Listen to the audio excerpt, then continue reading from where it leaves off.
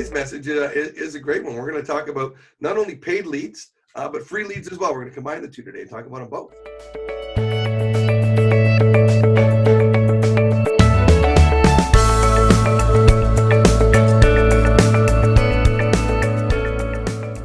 Yeah, I mean they're highly linked, right?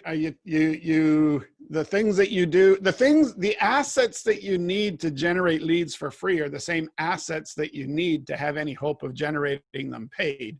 And then we'll get into a little bit about paid and the potential difficulties that paid can trip you across.